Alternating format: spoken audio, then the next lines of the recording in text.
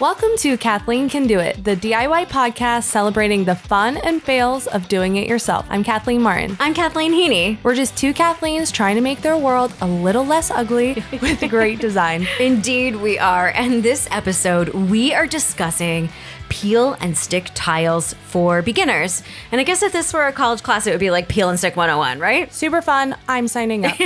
So out of the two of us, Kathleen, you really have expert level knowledge, much more than I do, about peel and stick tiles or peel and stick products in general. And just like, where is it in your house? Because it's beautiful. So I know that you have it in your house. Look, I'm over here like, whoa, do you have it in your house? I know you have it in your house. Tell us a little bit about your experience. Okay, so I have an old crusty bathroom that I'm... I like the word crusty.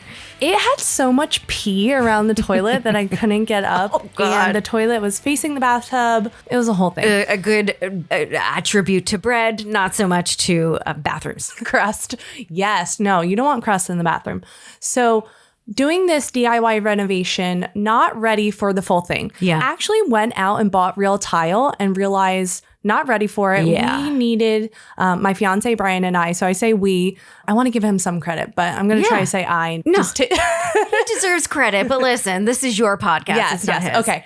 I did it all. So needed something that was temporary because it's in phases, right? I think a lot of DIY and a lot of home renovation is kind of part one, part two. Yeah. So needed something that was going to last, look really great, and was cheap because I didn't want to do this process twice with something very expensive. So I got kind of the standard peel and stick that you would think about. It has a cardboardy kind of structure. Yeah, like a little thicker. Right. Meant to use on the floor. Right. Meant to use on the floor, a little bit thicker, but huge point to it. It's thin enough that you can use scissors. So if you have a good pair of scissors, you are cutting it to whatever size you need with the scissors that you already have in your house. So it's not a problem. So like the child-proof scissors, you think I could cut through peel and stick floor with child-proof scissors? No. I think you need a standard kitchen scissor and you're going to be good.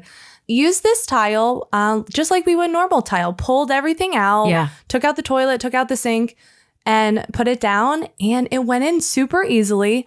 Looks great. Yeah. And I'm happy to say, because sometimes when you are doing a DIY and you're giving advice, and if you've just done it, you don't know if it's going to work or how it's going to last. Which I think a lot of DIY YouTubers are like. They're like, let me watch other DIY YouTube videos on this subject and then I'll film my own. But you really do, especially when it comes to a product that's not supposed to be like a forever product, right? Like peel and stick. You don't know how it's going to be a year later if you're somebody who doesn't have experience with that.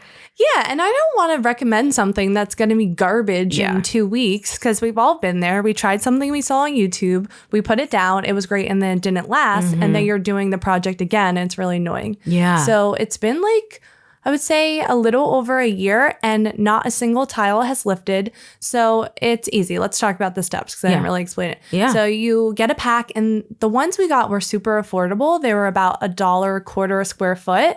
So if you mess one up or if you have to buy, a little extra, it's not breaking the bank. No, I mean, $1 a square foot too, when you think about it, anything under $2, as long as you're not replacing the floor for a whole ballroom, like it's going to be budget friendly.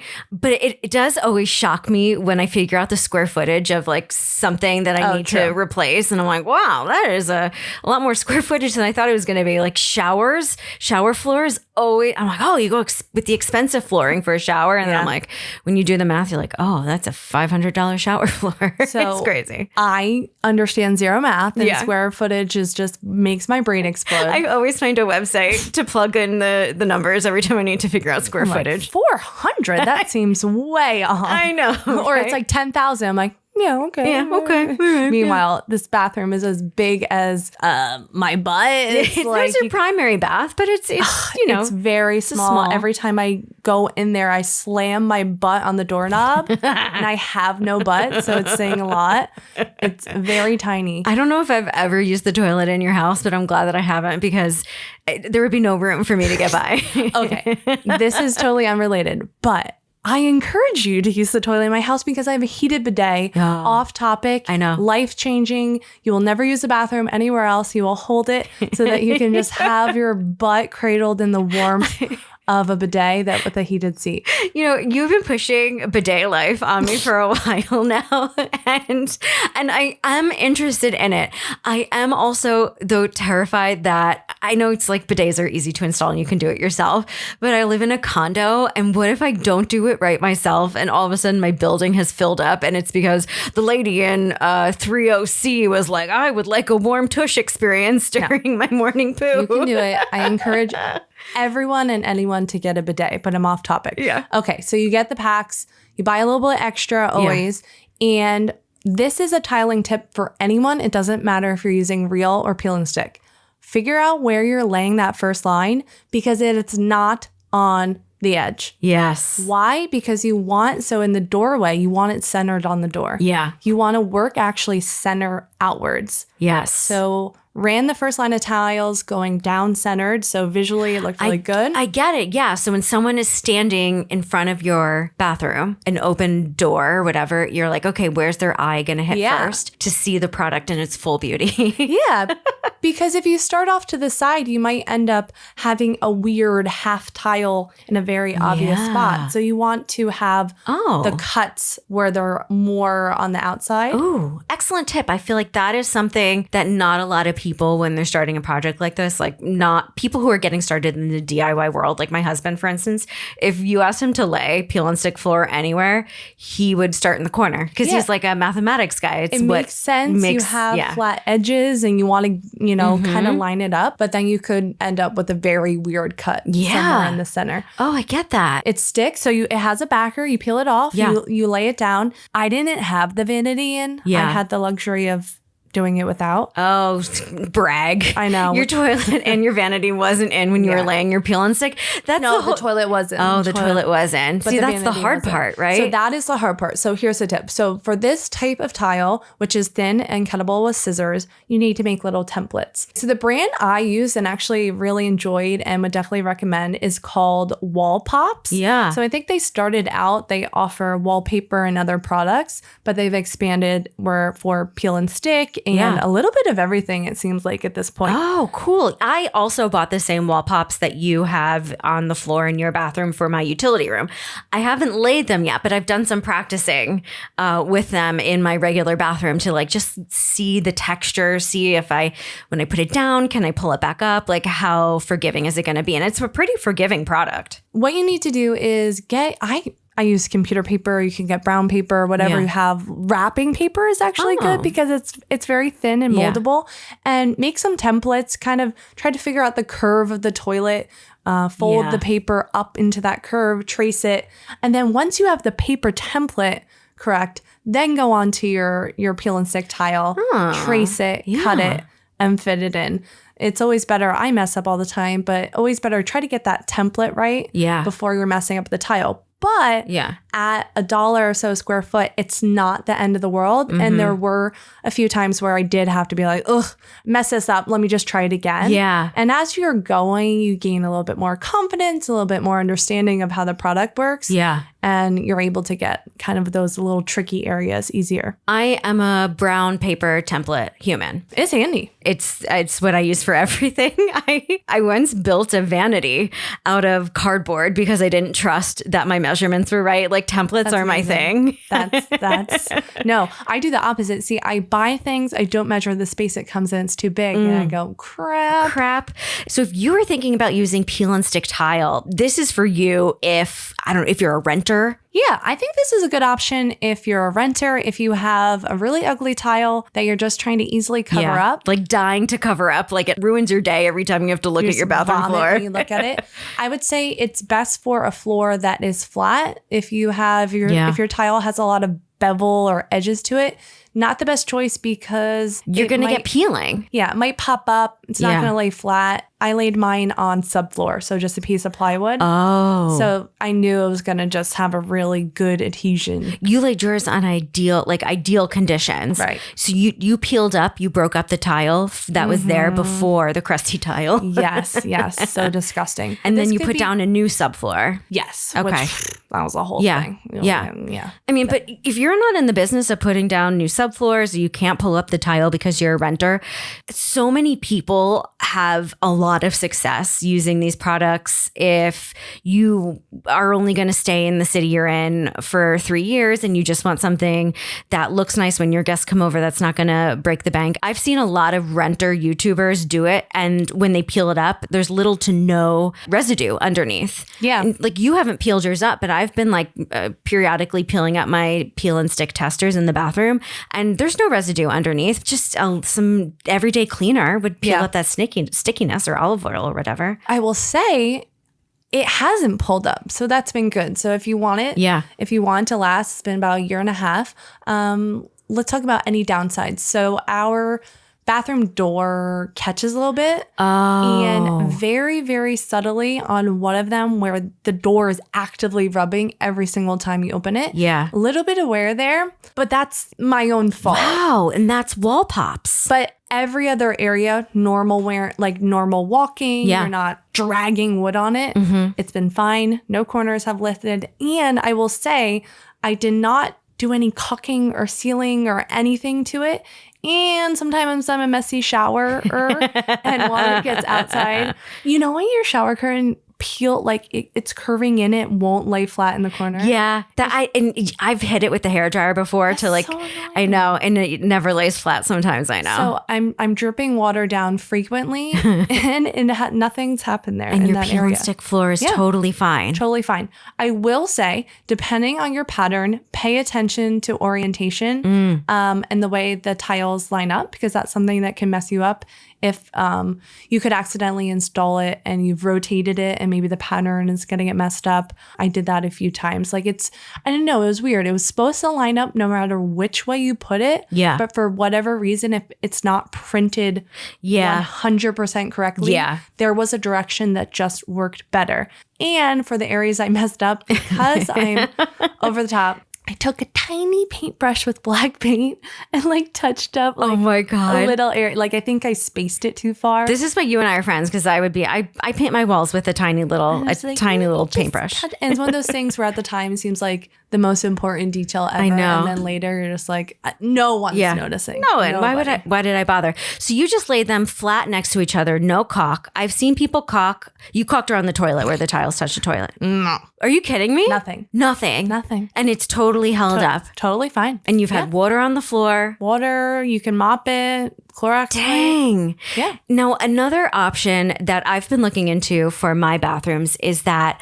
they do make for like beginners, like peel and stick 101, for floors or any type of tile, backsplash tile or wall tile in a room in your house or in a guest bath or whatever.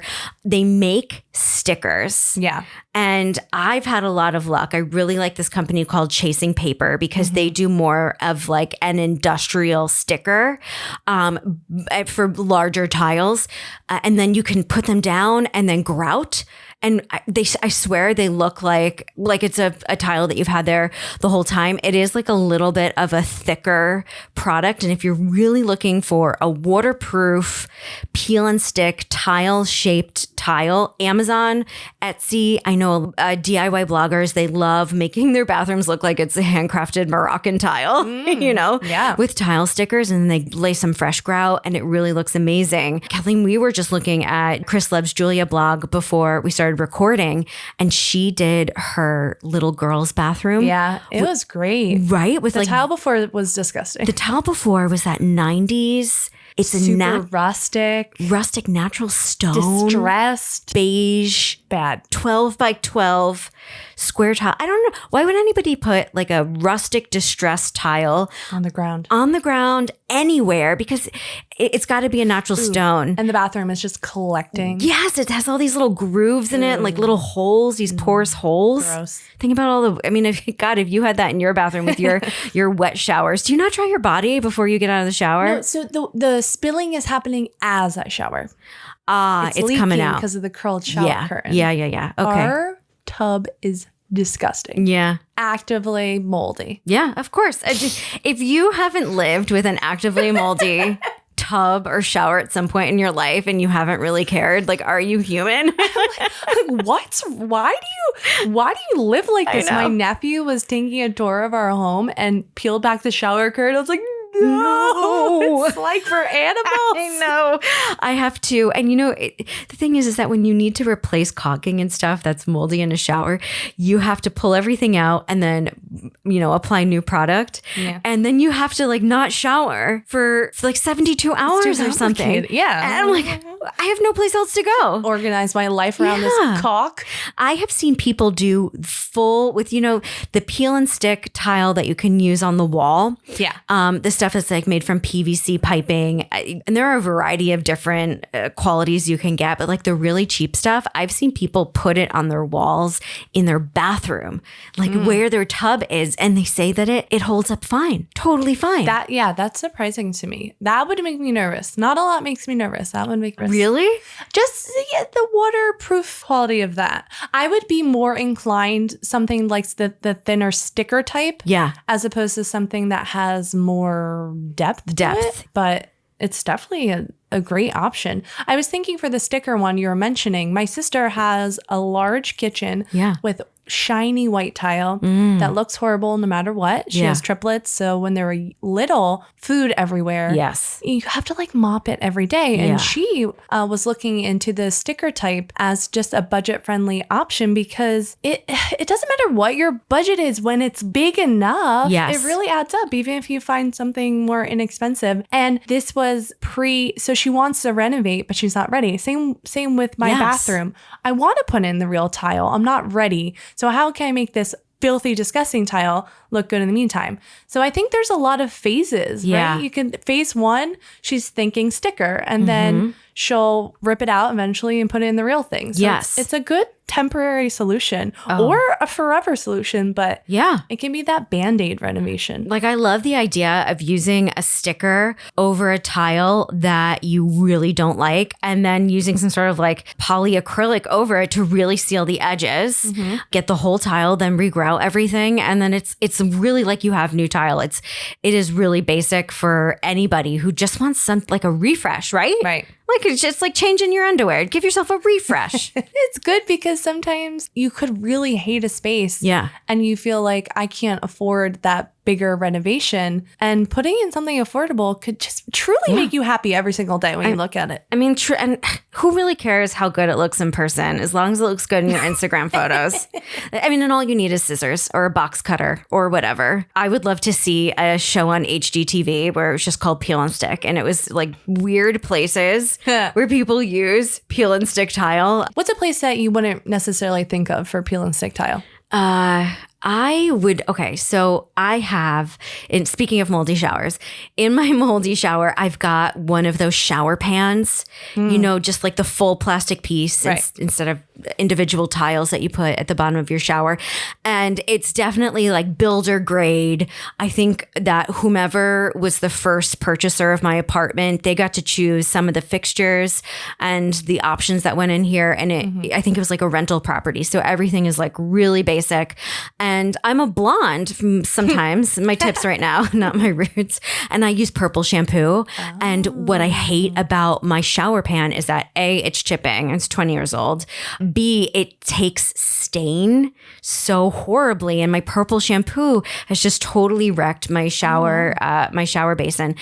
I would like to try to re-caulk the edges, no mold, right? Yeah. And then because it's just like one continuous white flat piece of plastic, I would like to get a very thin, very waterproof tile sticker in the shape of a tile, maybe like a hexagon, something not too small that'll take me forever, but something big where I can actually lay it out.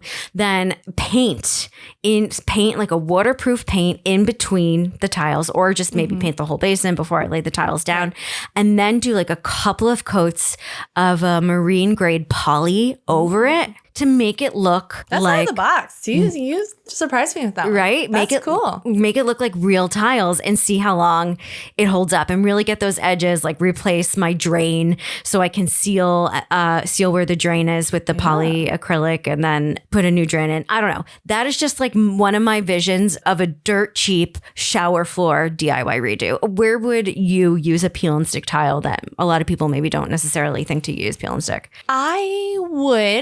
I've been seeing lately. Have you been seeing lately people doing glow ups on their garages if you're lucky enough to have a garage? No, is that a trending thing? Yeah, at least what I've been looking at, maybe because it's just I'm trying to manifest it, but treating your garage kind of as an extension of your home. I'm seeing really nice Rust-Oleum floor kits where you're like throwing the confetti, like the yes. So whatever. Yeah. Actually, my neighbor did it with glitter. Added glitter into it. So that's cool. So just how can you create your, make your garage like a extension of your home? So I think it'd be nice if you had a work area or even a crafting area in your garage to make it a little fancier with something that doesn't cost a lot. So adding some peel and stick to the wall, of course, maybe around some shelving or something like that to give it a little bit of fun. In the garage. And like even imagine laying a temporary subfloor in your garage for your tool corner or whatever, and then you can like trim out that subfloor to make this little area, like the whole garage maybe doesn't need peel and stick on the floor. Maybe if you were unhappy with how the floor looked like, like trimming out subfloors.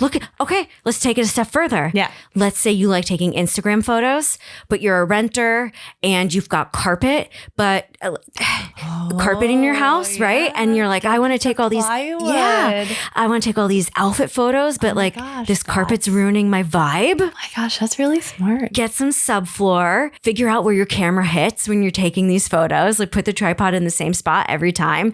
And then everyone will be like, oh my God, you've got the most beautiful, colorful, chic floors in your house. Oh, I love your hardwood, but it's not really hardwood. Yeah, she just blew my mind. It's just vinyl hardwood flooring that really does look like hardwood that you've just made like a fake subfloor with. That is, as someone who tries to take outfit photos and I have no good full length mirror, that just blew my mind. That is so true because you only need it as wide as that photo is. Yeah. So you're looking into the mirror and you could get 2 pieces of plywood and some peel and stick tile. Yeah. And you live in a mansion. You live in the chicest, poshest mansion. Nobody knows. Screaming into the microphone. So I'm just so in for that. And then people come over. They're like, wait a minute. Yeah. It's like in the back is a green screen. Yeah. Your friends come over and they're like, but earlier in the week when you were posting your OOTD, like you had these blonde hardwood wide plank floors. Where did that go? Shag. And you're like, oh, that subfloor, that fake floor is in the bathroom right now. You just slide it under the bed. So crazy. See, the world is endless when it comes to peel and stick. A peel and stick oyster of sorts. So that is really just peel and stick 101 for people who are like thinking about the idea, who want to continue thinking about it, or who are interested in getting started with a really simple, easy project. If you want more information about the products that we chatted about in this podcast, we'll of course have them in our show notes, linked over there on our website, Kathleen Can Do It, and on our podcast Instagram at Kathleen Can Do It. I'll also share some pics of the peel and stick tile I used on my bathroom floor so you can get a sense of how it worked in real life. And like we mentioned in episode 1, every week we are shouting out our favorite DIY accounts on Instagram or Pinterest, or just something that's inspiring us online this week. An account I have to talk about is Melanie Thomas Design. Yes, you told me about this account, and at one glance I was like, follow. Sold. So her handle is at Melanie_Thomas_design. So you get it right. I'm colorful. Yeah. She takes color, pattern, texture to the next level. She's an account that really inspires me because sometimes, even though I am colorful, I'm still playing it safe, Brian. But well, I get what you mean because you like want to mix patterns. Yeah. And then you're like, wait, no, I can't do that. And before you know it, like me, I'm like, this house is an Easter egg threw up in here because I'm afraid to go bold when I want to go bold. Right. She's super bold. Everywhere you look is just perfectly curated and I'm loving it. She has this Andy Warhol banana pillow. Yes.